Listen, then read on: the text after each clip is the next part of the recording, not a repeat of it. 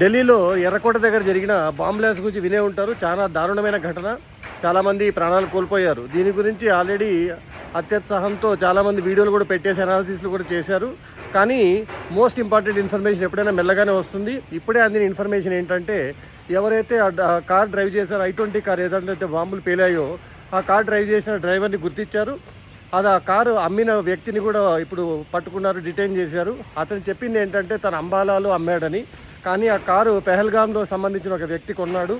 ఆ వ్యక్తి ఎవరైతే ఉన్నారో, హర్యానాలో మొన్న బాంబులు దొరికాయి కదా, 2900 కేజీల పేలుడు పదార్థం దొరికాయి.